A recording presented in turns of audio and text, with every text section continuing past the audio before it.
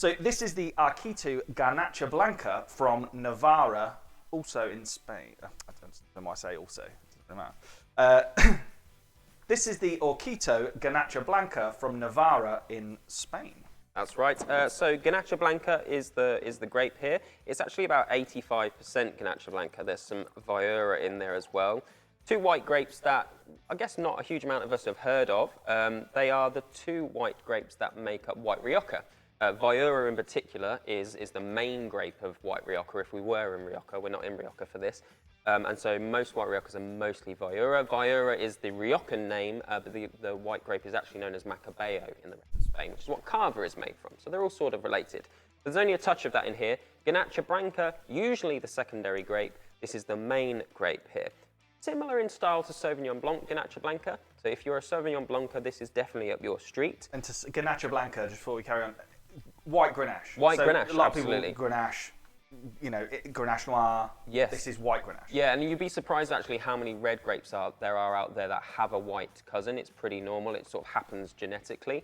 This is from a region in Navarra, right in the east, called the Baja Montaña.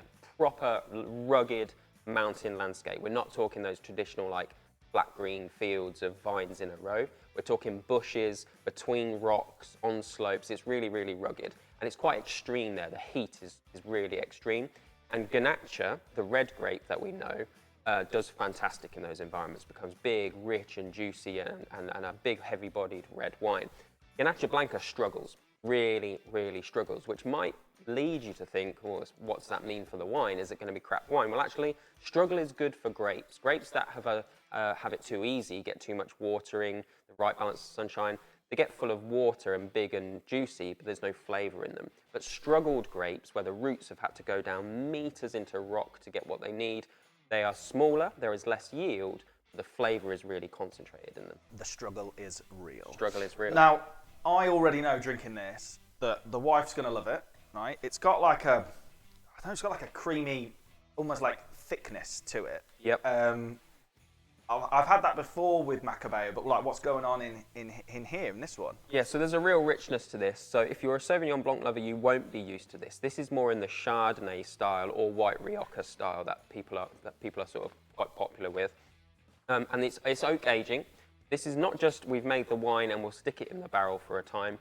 Actually, part of the fermentation was done in the barrel. So the yeasts were still doing their job in an oak barrel rather than, say, starting off in steel and then moving into a barrel afterwards. So you get oak flavours. It was only 6 to 8 months, so it's not super oaky.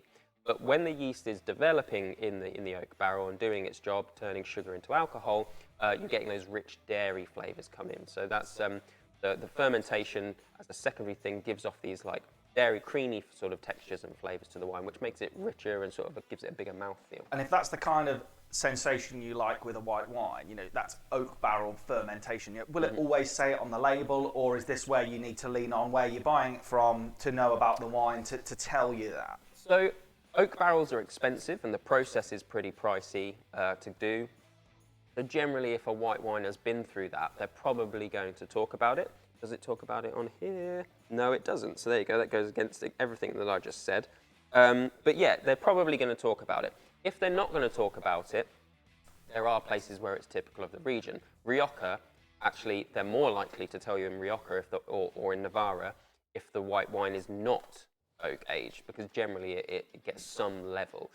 They have a grading system, so where it's Crianza and Reserva and Gran Reserva, and that's like a scale, which just like the red wines will reflect how long they spent in the oak. Apart from that, you're just going to have to look out for it, really. It's very rare in Sauvignon Blanc, but it does happen, for sure. It does happen in Sauvignon Blanc. Chardonnay, it's super popular in.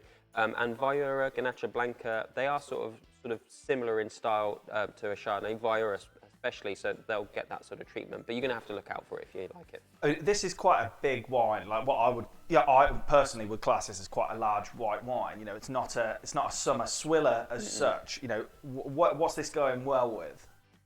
Yeah, it's got some real meat on it, hasn't it?